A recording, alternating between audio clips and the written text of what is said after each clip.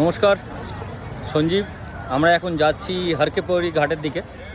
আমরা টোটোয় উঠলাম, আমার সঙ্গে বিশ্বনাথ দা আছে। ভিউমেট ট্রাভেলসের পক্ষ থেকে সঞ্জীব বলছি। আমাদের এই ট্যুরটা আমরা যাব কালকে গোবিন্দঘাট। দীপঙ্কর দা এসছেন আমার সঙ্গেও, প্লাস আরও সব যারা এসছেন তারা সব ঘরে রয়েছেন, আর ওরা পরে আসবে আর কি, একটু বয়স্ক আর কি। এরা আমার সঙ্গে যারা আছেন তারা একটু কম বয়স্ক। তো ভিউমেট ট্রাভেলসের ফেসবুক পেজ ফলো করুন। ইনকাম ট্যাক্স থেকে সুবীর দা এসছেন, সঞ্জয় দা এসছেন, দীপক দা এসছেন, দীপঙ্কর দা এসছেন, গৌতম দা এসছেন, আর বিশ্বনাথ দা এসছেন। তো আমিও ওনাদের সঙ্গেই এসছি। আমরা এখন যাচ্ছি হরকেপৌরি ঘাটের দিকে। ওখানে গিয়ে আমাদের ইচ্ছে আছে আমরা একটু চান করব, চান টান করে তারপরে আমরা আবার রাতের খাবার খেয়ে, আরতি দেখে রাতের খাবার খেয়ে হোটেলে ফিরব।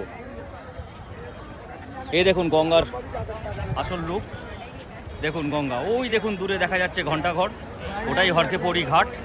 ওইখানে আমরা এখন যাব। প্রচণ্ড বৃষ্টি হয়েছে, তাই গঙ্গা অলমোস্ট বিপদসীমার ওপর দিয়ে বইছে। দেখুন আমরা যাচ্ছি এখন ওই গঙ্গার ঘাটের দিকে। বৃষ্টিটা এখন থেমেছে, আমরা হরকেপৌরি ঘাটের দিকে যাচ্ছি।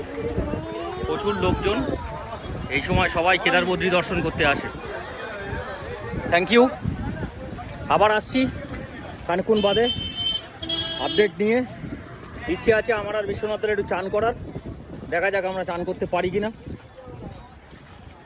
ভগবানের আশীর্বাদে চানটা হয় কিনা।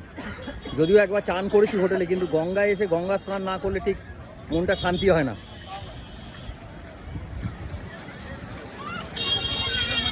এ দেখুন প্রচণ্ড ক্লাউডি ওয়েদার।